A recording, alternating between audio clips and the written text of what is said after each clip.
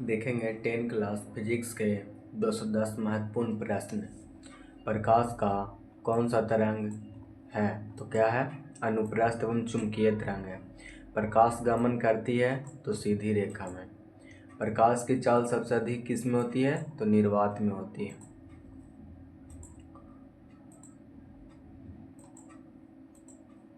निर्वात में प्रकाश की चाल कितनी होती है? तो 3 × 10⁸ मीटर पर सेकेंड होती है। प्रकाश के प्रवर्तन के कितने नियम हैं? तो 2 नियम हैं। प्रकाश के प्रवर्तन के नियम से निर्धारित होता है तो आपतन कोण बराबर परावर्तन कोण। समतल दर्पण द्वारा बना प्रतिबिंब कैसा होता है? तो काल्पनिक होता है। दर्पण के सामने किसी भी दूरी पर स्थित वस्तु का प्रतिबिंब सीधा प्रतीत होता है तो वह दर्पण कौन सा होगा? या तो समतल होगा या तो उत्तल होगा। समतल दर्पण की फोकस दूरी कैसी होती है? तो अनंत होती है। अवतल दर्पण के सामने वस्तु को कहाँ रखा जाए ताकि प्रतिबिंब उल्टा, वास्तविक और समान आकार का बने? तो वक्रता केंद्र पर। उत्तल दर्पण द्वारा बना प्रतिबिंब होता है तो सीधा, काल्पनिक और वस्तु से छोटा होता है। दर्पण का सूत्र क्या है? तो 1/v + 1/u = 1/f। दाढ़ी बनाने के लिए कौन सा दर्पण उपयुक्त है? तो अवतल दर्पण। और लेंस सूत्र क्या है उसको देखेंगे। तो लेंस सूत्र होता है 1/v - 1/u = 1/f। किसी कार के अग्रदीप में प्रयुक्त दर्पण कौन सा होता है? तो उत्तल दर्पण होता है।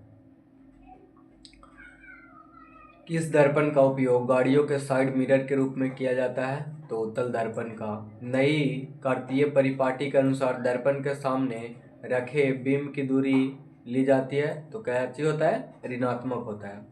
किस दर्पण की फोकस दूरी धनात्मक होती है? तो उत्तल की। यदि किसी वस्तु का आवर्धन ऋणात्मक हो तो उसकी उस प्रतिबिंब की प्रकृति क्या होगी? वास्तविक और उल्टा होगा। दंत विशेषज्ञ किस दर्पण का उपयोग मरीजों के दांतों को बड़ा प्रतिबिंब देखने के लिए करते हैं? तो अवतल दर्पण का। गोलीय दर्पण परावर्तक सतह की पृष्ठ वृत्ताकार सीमा रेखा का व्यास कहलाता है तो गोलीय दर्पण का द्वारा क्या कहलाता है? व्यास कहलाता है। हजामत के लिए किस दर्पण का उपयोग किया जाता है? तो अवतल का। काल्पनिक प्रतिबिंब होता है तो सीधा होता है।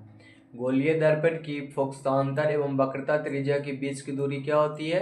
क्या संबंध होता है? तो a = r/2। किसी बिंब का अवतल दर्पण द्वारा बना प्रतिबिंब आभासी, सीधा और बड़ा पाया गया है तो वस्तु की स्थिति कहाँ होनी चाहिए? तो दर्पण के ध्रुव तथा मुख्य फोकस के बीच में। किस दर्पण से दूर की वस्तु प्रतिबिंब सदैव सीधा होता है? तो या तो समतल होगा या तो उत्तल होगा। अवतल दर्पण की फोकस दूरी कैसी होती है? ऋणात्मक होती है।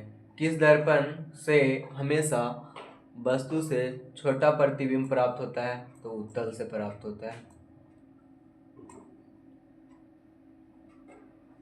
वायु में प्रकाश की चाल निर्वात की अपेक्षा होती है तो क्या होती है? कम होती है। वायु में प्रकाश की चाल निर्वात की अपेक्षा क्या होगी? कम होगी।